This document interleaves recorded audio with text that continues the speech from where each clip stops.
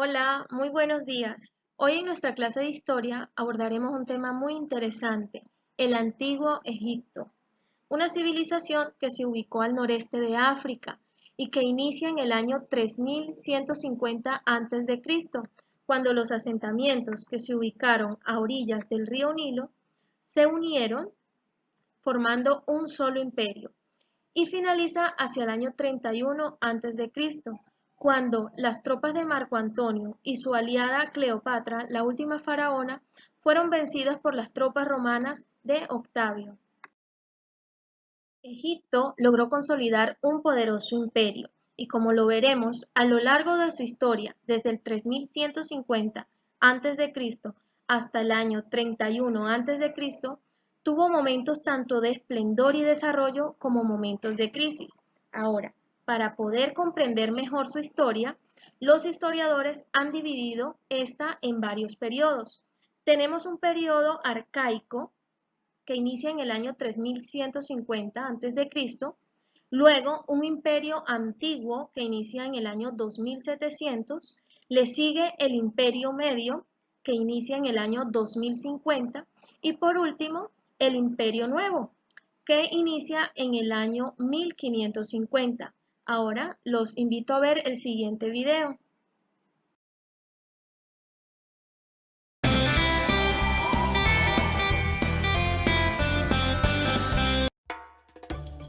Hola amigos, bienvenidos a un nuevo vídeo de Happy Learning. Como podéis ver en las imágenes, hoy vamos a hablar de pirámides, momias y faraones. Hoy vamos a viajar al Antiguo Egipto.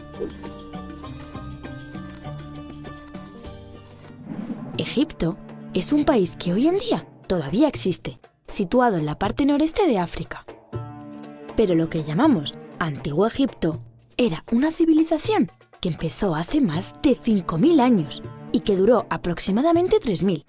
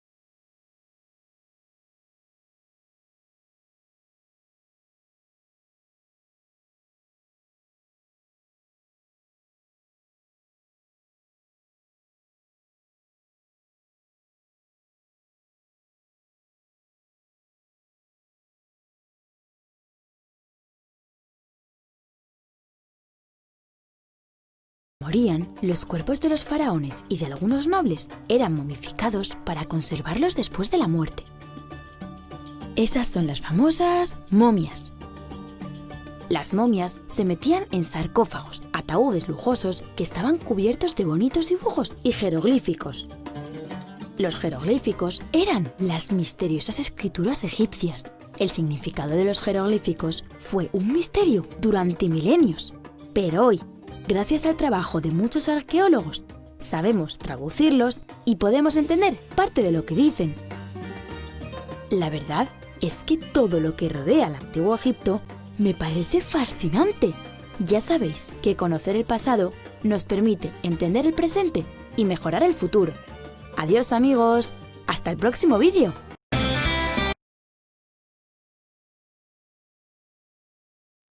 En cuanto a su espacio geográfico, ya hemos mencionado que la civilización del antiguo Egipto se ubicó en el valle del río Nilo, y esa fue la clave de su éxito, pues el río, en épocas de inundación, aportaba al suelo una capa llamada limo, que lo volvía fértil y permitía grandes cosechas.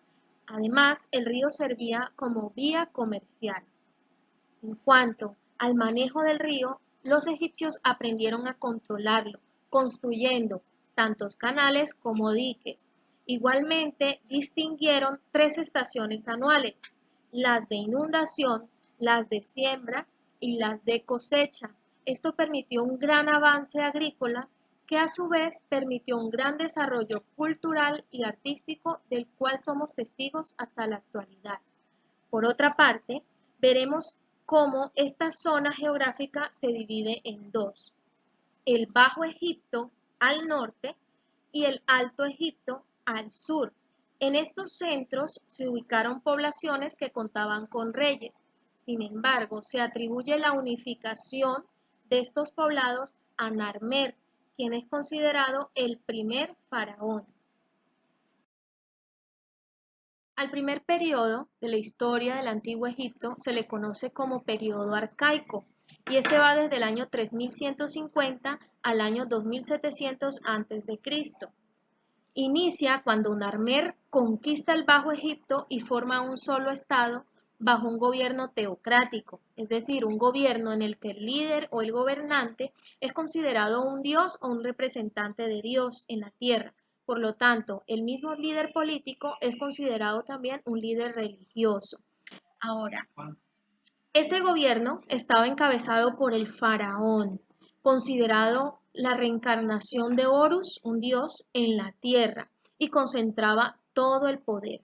Igualmente, durante este periodo se dieron la primera y la segunda dinastía de faraones, es decir, una sucesión de gobernantes que tenían un parentesco entre sí.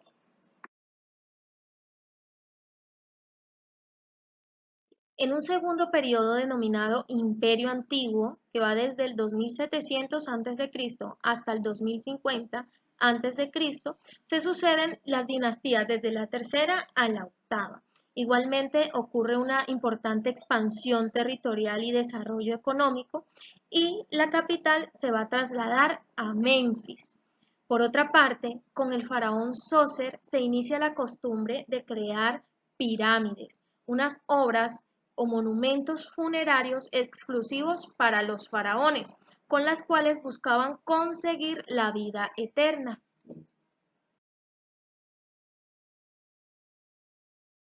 Con lo anterior tocamos un punto muy importante, y es la creencia en la vida después de la muerte de los antiguos egipcios. Esta creencia llevó a que los faraones fueran enterrados dentro de pirámides junto a sus familiares, cortesanos y objetos que se creían le iban a servir y acompañar en la otra vida. Igualmente se creía que su cuerpo debía conservarse al máximo para que el alma pudiera vivir en el más allá. También eran enterrados con un libro, el libro más importante del antiguo Egipto, llamado Libro de los Muertos, quien traía plegarias y consejos que ayudarían al alma en ese tránsito hacia el más allá. Por otra parte, los egipcios del antiguo tenían varios dioses, es decir, tenían una religión politeísta, y dependiendo de la provincia se tenía un dios protector. Igualmente en este periodo se van a dar la cuarta dinastía, que van a crear las pirámides más famosas, las pirámides de Keops, Kefren y Miserinos. En cuanto al aspecto social del antiguo Egipto, tenemos que se dio una organización social estratificada o piramidal, lo que quiere decir que la sociedad se organizó a partir de diferentes grupos sociales que, de acuerdo a su posición, tenían diferentes privilegios o grados de poder. Como vemos en la pirámide, a la cabeza estaba el faraón y la familia real, el grupo con mayor poder y privilegio en la sociedad. Le seguían los nobles y sacerdotes, posteriormente estaban los funcionarios, soldados y escribas, seguían los comerciantes, artesanos y campesinos, y finalmente estaban los esclavos, quienes no tenían ni beneficio ni poder alguno. Por otra parte, sabemos que la principal actividad económica del antiguo Egipto fue la agricultura y las cosechas más importantes fueron los cereales. Igualmente se dio el comercio a través del trueque y el grano y el aceite sirvieron como medidas de cambio. Ahora, bien avanzado el imperio antiguo, ya en la dinastía quinta, ¿sí? Hacia el año 2250 a.C., se dio un periodo de hambruna que generó que el faraón perdiera poder y este fuera asumido por los sacerdotes. Ahora, posteriormente, los nomarcas se fueron independizando, fueron teniendo autonomía frente al faraón y esto hizo que se fuera fragmentando el imperio. Ahora, ¿quiénes eran los nomarcas? Los nomarcas eran los líderes de los nomos o provincias que habían en el imperio y se independizaron formando un territorio autónomo frente al faraón. Posteriormente también se van a dar muchas rivalidades entre las regiones y el faraón va a intentar unir nuevamente el imperio, pero esto no se va a lograr sino hasta el periodo que sigue, como veremos a continuación.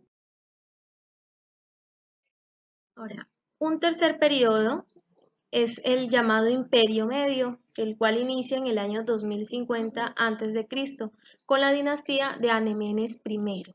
En este periodo la capital pasa a ser Tebas, es allí donde van a vivir los faraones.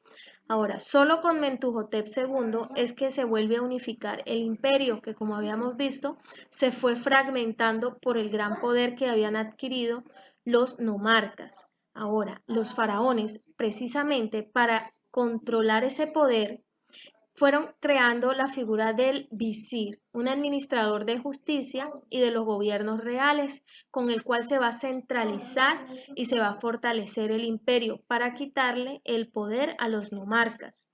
Igualmente en este periodo se fueron dando grandes intercambios comerciales que llevó a un desarrollo económico con pueblos como los fenicios, los babilonios y algunas ciudades griegas. Por otra parte, este periodo también se conoce como el siglo de oro de la creación literaria.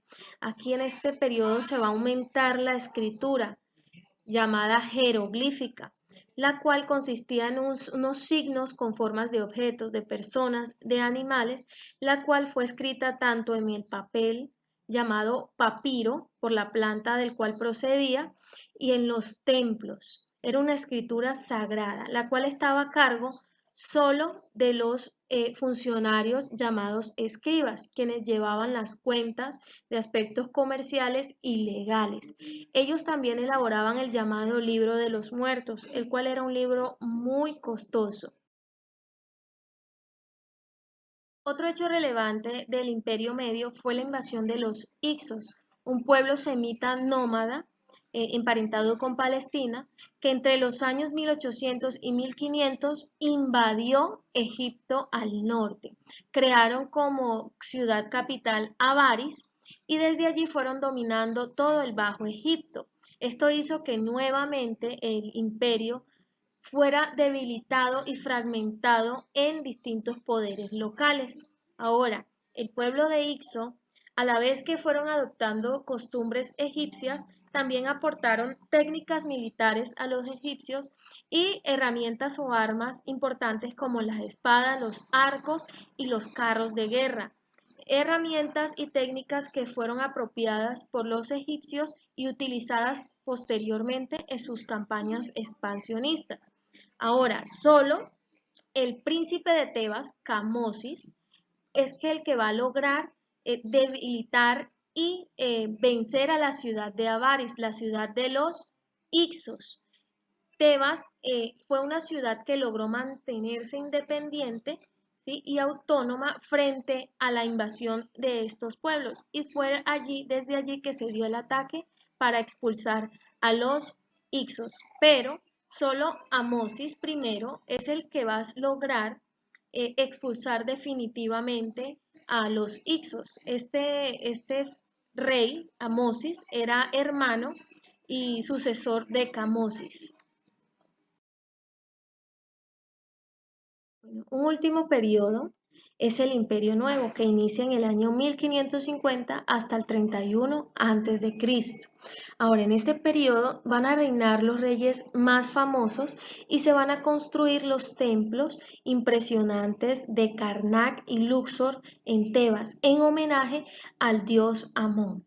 Ahora, esta época también va a ser de expansión. Los egipcios van a querer conquistar y dominar otros territorios, para lo cual van a crear un ejército profesional. Igual van a dotarse de carros, de barcos de guerra, y van a construir una flota armada con su base central en Memphis. En esta época, tanto Memphis como Tebas van a ser la capital del imperio. Toda esta armazón van a traducirse en grandes conquistas territoriales. Por otra parte, también se van a dar el esplendor máximo de esta época bajo el gobierno del Ramsés II. Este faraón va a ordenar las construcciones impresionantes como el templo de Abu Simbel, y también va a enfrentar este mismo faraón a los hititas, una cultura de Anatolia, en una batalla llamada Kadesh, la cual va a culminar con un tratado de paz, ya que ambos, tanto los egipcios como los hititas, querían controlar la franja territorial de Siria y Palestina para dominar estos territorios, pero finalmente van a lograr un tratado de paz y terminar con dicha guerra.